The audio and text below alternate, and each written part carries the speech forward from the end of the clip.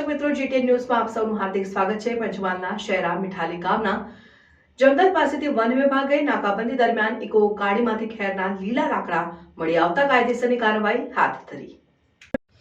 પંચમહાલના શહેરા મીઠાલી ગામના જંગલ પાસેથી વન વિભાગે નાકાબંધી દરમિયાન ઇકો ગાડીમાંથી ખેરના લીલા લાકડા મળી આવતા કાયદેસરની કાર્યવાહી હાથ ધરી।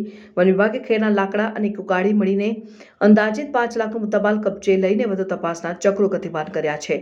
પંચમહાલ જિલ્લામાં શિયાળાની પડી રહેલી ઠંડી વચ્ચે 2 નંબરની લાકડાથી હેરાફેરી સામે વન વિભાગે લાલાંક કરી હતી, જ્યારે શહેરા વન વિભાગના આરએફઓ સહિત રોહિત પટેલને ખાનગી રાહે માહિતી મળી હતી કે મીઠાલી જંગલમાંથી અજાણ્યા ઇસમો દ્વારા લાકડા ચોરીને ગાડીમાં લઈ જવામાં આવી રહ્યા છે।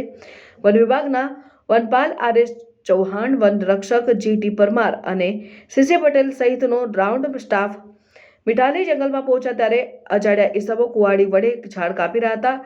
ખાંડિયા રાઉન્ડ સ્ટાફ દ્વારા વોચ ગોઠવીને ઇકો કારમાં લઈ જવાતા ખેરના તાજા લીલા લાકડા પકડી પાડીને ફોરેસ્ટ કચેરી ખાતે લાવીને જરૂરી તપાસ હાથ ધરી હતી। જોકે વન વિભાગે ઇકો ગાડીમાંથી મળી આવેલા ખેરના લાકડાને લઈને કડક કાર્યવાહી હાથ ધરીને અંદાજિત ₹5 લાખની કિંમતનો ખેરના લાકડા અને ગાડી સહિતનો મુદ્દામાલ શ્રી સરકાર કબજે લઈને વધુ તપાસના ચક્રો ગતિમાન કરવા સાથે કાયદેસરની કાર્યવાહી હાથ ધરી છે।